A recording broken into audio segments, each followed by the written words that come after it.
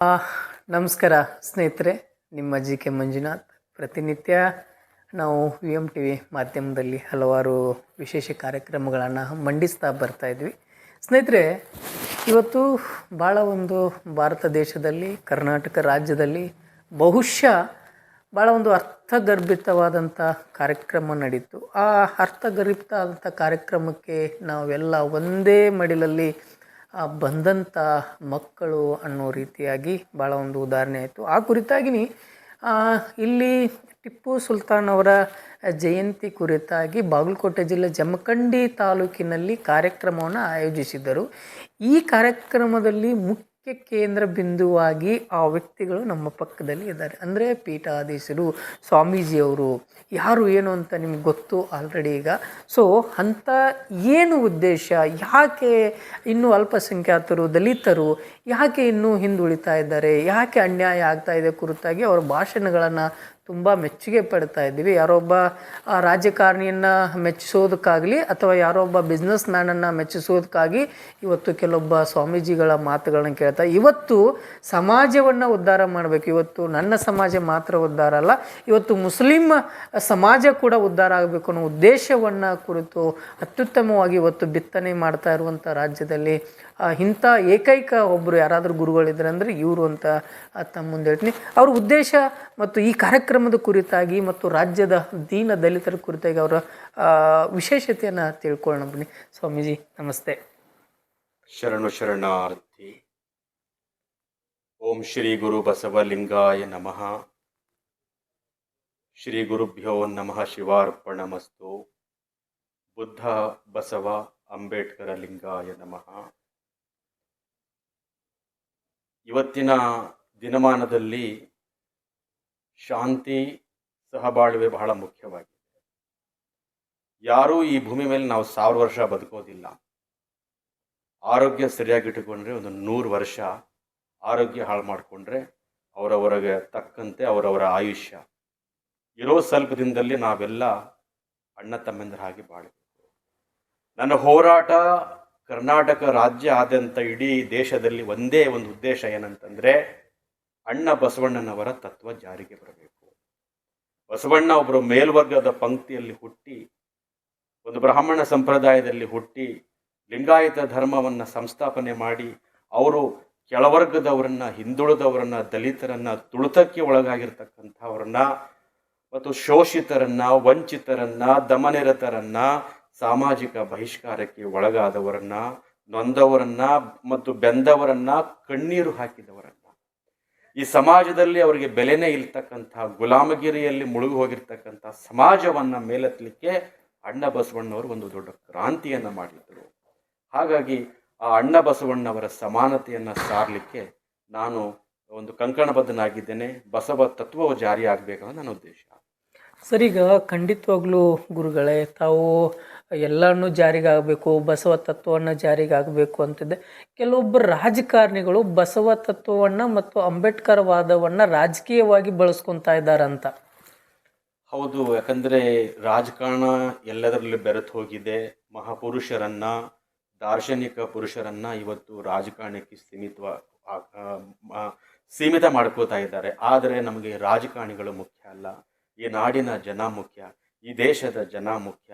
ರಾಜಕಾರಣಿಗಳು ಬರ್ತಿರ್ತಾರೆ, ಹೋಗ್ತಿರ್ತಾರೆ, ಆದರೆ ಈ ಸಮಾಜ ಇರುತ್ತೆ, ಈ ದೇಶ ಇರುತ್ತೆ. ಹಾಗಾಗಿ ರಾಜಕಾರಣಿಗಳು ಈ ದೇಶವನ್ನ ಒಡೆಯುವಂಥ ಮಾತನ್ನ ಆಡುವಂಥ ರಾಜಕಾರಣಿಗಳ ಜೊತೆಯಿಂದ ದೂರ ಇರಬೇಕು ಜನರು. ಯಾರು ಈ ಸಮಾಜವನ್ನು ಒಗ್ಗಟ್ಟು ಮಾಡಿ ಒಂದು ಮಾಡ್ತಾರೆ ಅಂಥವ್ರ ಜೊತೆ ಜನ ಕೂಡಬೇಕು ಮತ್ತು ಅವ್ರ ಜೊತೆ ಸೇರಬೇಕು ಅಂತಕ್ಕಂಥ ಮಾತನ್ನು ಹೇಳಲಿಕ್ಕೆ.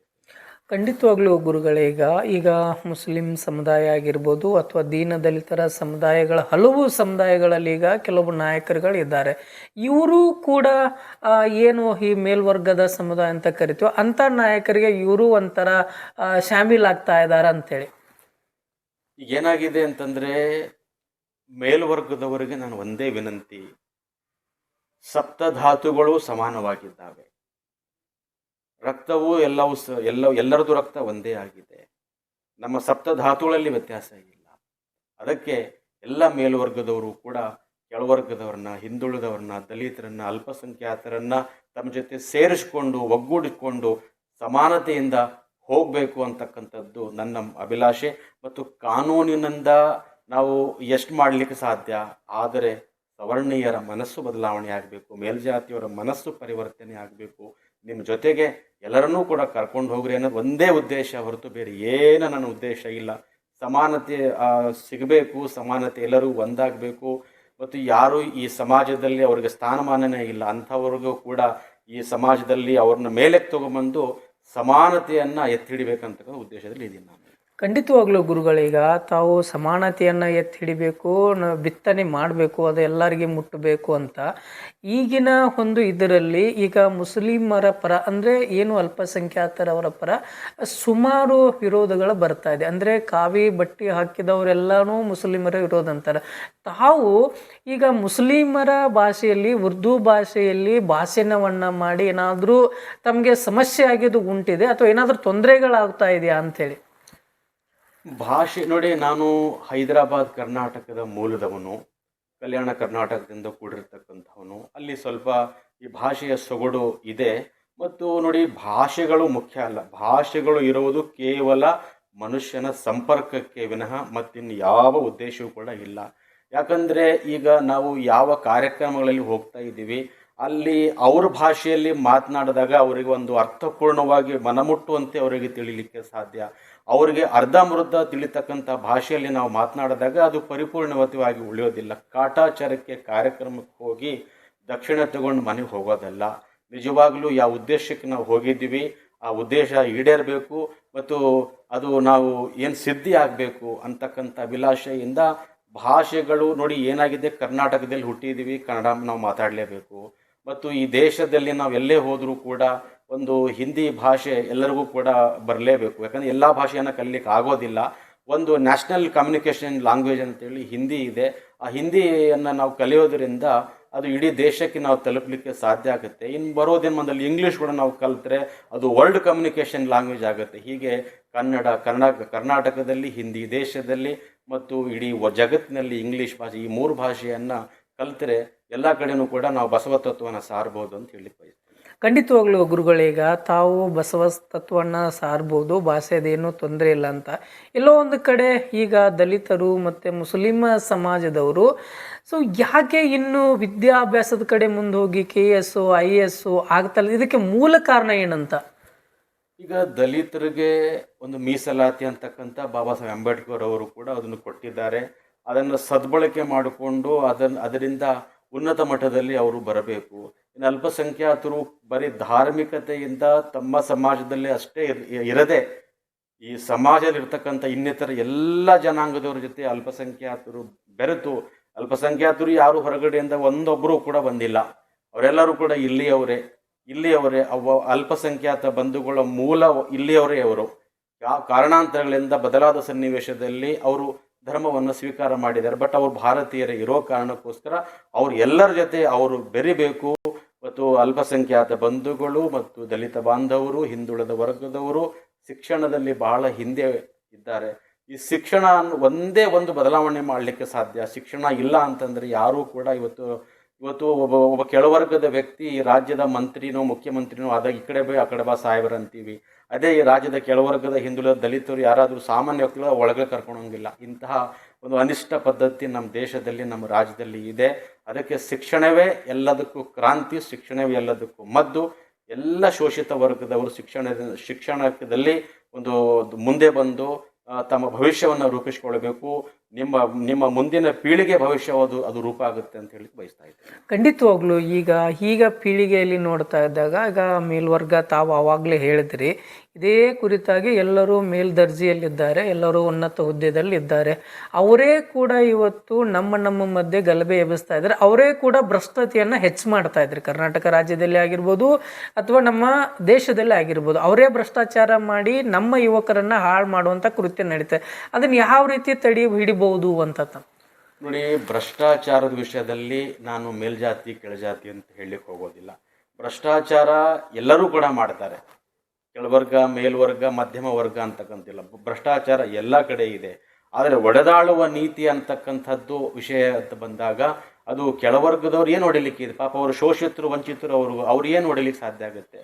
ಅದಕ್ಕೆ ಒಡೆದಾಳುವ ನೀತಿ ಸ್ವಲ್ಪ ಮೇಲ್ವರ್ಗ ಕಡಿಮೆ ಮಾಡ್ಕೋಬೇಕು ಮತ್ತು ಭ್ರಷ್ಟಾಚಾರ ಅದು ಎಲ್ಲರಿಗೂ ಕೂಡ ಅಂಟಿಕೊಂಡಿರ್ತಕ್ಕಂಥದ್ದು ನಂಟು. ಖಂಡಿತವಾಗ್ಲೂ ಈಗ ಕೊನೆಯದಾಗಿ ಈ ಸರೌಂಡಿಂಗ್ ಎಲ್ಲ ನೋಡಿದಾಗ ಎರಡು ಸಮುದಾಯಗಳ ಒಗ್ಗೂಟಂತ ನೋಡಿದಾಗ ಎಲ್ಲೋ ಒಂದು ಕಡೆ ಬೇರೆಯವರು ಬಂದು ಒಡಕು ತಂದಾಗ ಇವರು ಯಾವ ರೀತಿಯಾಗಿ ಒಗ್ಗಟ್ಟಾಗಿರ್ಬೇಕಂತೇಳಿ. ಈಗ ಒಗ್ಗಟ್ಟು ಅಂತಂದರೆ ಶಿಕ್ಷಣದ ಕೊರತೆ ಇದೆ. ನಾನು ಎಲ್ಲ ಹಿಂದುಳಿದ ದಲಿತ ಅಲ್ಪಸಂಖ್ಯಾತ ಬಂದು ಒಂದೇ ಒಂದು ನನ್ನ ಮೊದಲ ಮಂತ್ರವೂ ಅದೇ, ಕೊನೆಯ ಮಂತ್ರವೂ ಅದೇ. ಶಿಕ್ಷಣದಿಂದ ನೀವು ಮುಂದೆ ಬಂದಾಗಲೇ ಸಮಾಜದಲ್ಲಿ ನಿಮ್ಮನ್ನು ಈ ಕಡೆ ಬಾ ಆ ಕಡೆ ಬಾ ಅಂತ ಕರೀತಾರೆ. ಶಿಕ್ಷಣದಿಂದ ನೀವು ವಂಚಿತರಾದಂದರೆ ಮತ್ತೆ ನಿಮ್ಮ ಶೋಷಣೆ ಮಾಡ್ತಕ್ಕಂಥದ್ದು ಇದು ಹಾಗೆ ಮುಂದುವರಿತಾನೇ ಹೋಗುತ್ತೆ. ಅದಕ್ಕೆ ಬಾಬಾ ಸಾಹೇಬ್ ಅಂಬೇಡ್ಕರ್ ಅವರು ಶಿಕ್ಷಣದಿಂದ ಮುಂದೆ ಜಾಗೃತಿ ಆಗಲಿಲ್ಲ ಅಂತಂದರೆ ಇವತ್ತಿಗೂ ಕೂಡ ಬಾಬಾ ಸಾಹೇಬ್ ಅಂತ ಅನಿಸ್ಕೊಳ್ತಿರ್ಲಿಲ್ಲ. ಬಾಬಾ ಸಾಹೇಬ್ ಅಂಬೇಡ್ಕರ್ ಅವರು ಇವತ್ತು ಜಗತ್ ಪ್ರಸಿದ್ಧಿ ಆಗಿದ್ದಾರೆ ಅಂದರೆ ಅದು ಕಾರಣ ಶಿಕ್ಷಣದಿಂದ. ಅವರನ್ನು ಇವತ್ತು ಬಾಬಾ ಸಾಹೇಬ್ ಅಂಬೇಡ್ಕರ್ ಅವರು ಇರಲಿಲ್ಲ ಅಂತಂದರೆ ನಾವೆಲ್ಲರೂ ಕೂಡ ಇವತ್ತು ಗುಲಾಮಗಿರಿಯಲ್ಲೇ ಇರ್ತಿದ್ವಿ ಅಂತ. ಎಲ್ಲರನ್ನೂ ಗುಲಾಮಗಿರಿಯಿಂದ ಮುಕ್ತಿಯನ್ನಾಗಿ ಮಾಡಿರ್ತಕ್ಕಂಥ ಶ್ರೇಯಸ್ಸು ಬಾಬಾ ಸಾಹೇಬ್ ಅಂಬೇಡ್ಕರ್ ಅವರು ಹೋಗುತ್ತೆ. ಅಣ್ಣ ಬಸವಣ್ಣವರು ಈ ಚಿಂತನೆಯನ್ನು ಕೈಗೊಂಡಿದ್ರು, ಬುದ್ಧರು ಕೂಡ ಇದನ್ನು ಚಿಂತನೆಯನ್ನು ಕೈಗೊಂಡಿದ್ರು. ಬುದ್ಧ ಬಸವನ ತತ್ವಗಳನ್ನು ಸಂವಿಧಾನಾತ್ಮಕವಾಗಿ ಅಂಬೇಡ್ಕರ್ ಅವರು ಜಾರಿಗೆ ತಂದಿದ್ದಾರೆ. ಬುದ್ಧ ಬಸವ ಅಂಬೇಡ್ಕರ್ ತತ್ವ ಈ ದೇಶದಲ್ಲಿ ಇದ್ದಿದ್ದೇ ಆದ್ರಪ್ಪ ಅಂದರೆ ಈ ದೇಶ ರಾಮರಾಜ್ಯ ಆಗುತ್ತೆ ಅಂತ ಹೇಳಕ್ಕೆ ಬಯಸ್ತೀನಿ. ಖಂಡಿತವಾಗ್ಲೂ ತಾವು ಈಗ ಮೊದಲ ಬಾರಿಗೆ ಜಮಖಂಡಿಗೆ ತಾವು ಆಗಮಿಸಿದ್ದೀರಿ. ಇಲ್ಲಿ ಕಾರ್ಯಕ್ರಮ, ಇಲ್ಲಿ ಜನರ ಪ್ರೀತಿ, ಈ ಕಾರ್ಯಕ್ರಮದ ಬಗ್ಗೆ ತಮ್ಮ ಅನಿಸಿಕೆ ನೋಡಿ. ಏನಾಗಿದೆ, ಸತ್ಯ ಮಾತಾಡಿದಾಗ ಸ್ವಲ್ಪ ಅನೇಕ ವಿಘ್ನಗಳು ಕೂಡ ದೋಷಗಳು ಕೂಡ ಬರ್ತವೆ. ಈಗ ಸತ್ಯ ಮಾತನಾಡಬೇಕು, ಯಾವತ್ತಿಗೂ ಕೂಡ ಕೈ ಕಟ್ಕೊಂಡು ಕೂಡೋದಲ್ಲ.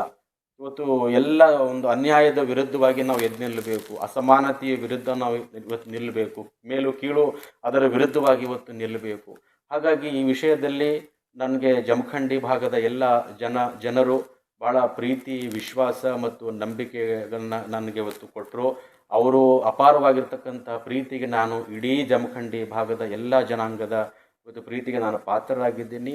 ಇಷ್ಟೊಂದು ಪ್ರೀತಿಯನ್ನು ತೋರಿಸೋದಕ್ಕೆ ಸಮಸ್ತ ಜಮಖಂಡಿ ಭಾಗದ ಎಲ್ಲ ಸರ್ವ ಜನಾಂಗದವರು ಕೂಡ ನಾನು ಧನ್ಯವಾದವನ್ನು ಅರ್ಪಣೆ ಮಾಡಲಿಕ್ಕೆ ಬಯಸ್ತೀನಿ. ಇಡೀ ಜಮಖಂಡಿ ಭಾಗದ ಜನರಿಗೆ ಶರಣಾರ್ಥಿ. ಓಕೆ, ಧನ್ಯವಾದಗಳು ಸ್ವಾಮೀಜಿ. ತಾವು ನೋಡಿದ್ರಲ್ಲ ಸ್ನೇಹಿತರೆ, ಈಗ ಸ್ವಾಮೀಜಿಯವರ ಉದ್ದೇಶ ಏನಾಗಿತ್ತು, ನನ್ನ ಮಠ ಬೆಳೆಸಬೇಕು, ನನ್ನ ಸಂಘ ಬೆಳೆಸಬೇಕು, ನನ್ನ ಸಂಸ್ಥೆ ಬೆಳೆಸಬೇಕು ಅನ್ನೋ ಉದ್ದೇಶ ಎಲ್ಲ, ನನ್ನ ಜನ ಬೆಳಿಬೇಕು ಅನ್ನೋದು ಯಾವ ರೀತಿಯಾಗಿ ಬಾಬಾ ಸಾಹೇಬ್ರವರು ಹೇಳಿದರು, ನಮ್ಮವ್ರ ಹತ್ರ ಏನು ಓಟು ಪವರ್ ಕೊಟ್ಟಿದ್ರು ಅದನ್ನೂ ಕೂಡ ಮತ್ತೊಮ್ಮೆ ಬಿತ್ತನೆ ಮಾಡುವಂಥ ಇಂಥ ಸ್ವಾಮೀಜಿಯವರು ಎಷ್ಟುವರೆಗೆ ಇರ್ತಾರೆ ಅಲ್ಲಿವರೆಗೂ ನಾವು ಅವರ ಭಕ್ತರಾಗಿ ಅವರ ಸಲಹೆಗಳನ್ನು ನೋಡಿದರೆ ಖಂಡಿತವಾಗ್ಲೂ ಭ್ರಷ್ಟಾಚಾರ ನಿಲ್ಲುತ್ತೆ ಅನ್ನೋದು ಇದೊಂದು ಮೂಲ ಉದಾಹರಣೆ. ಇಂಥ ಕಾರ್ಯಕ್ರಮಗಳು ನಡೀಲಿ, ಅವರ ಆಶೀರ್ವಾದ ಎಲ್ಲರ ಮೇಲೆ ಇರಲಿ ಅಂತೇಳಿ ವಿನಂತಿಸ್ಕೊತೀನಿ. ಮತ್ತೊಂದು ವಿಶೇಷ ಸುದ್ದಿಯೊಂದಿಗೆ ಬರ್ತೀನಿ. ನಿಮ್ಮ ಜಿ ಕೆ ಮಂಜುನಾಥ್. ನಮಸ್ಕಾರ.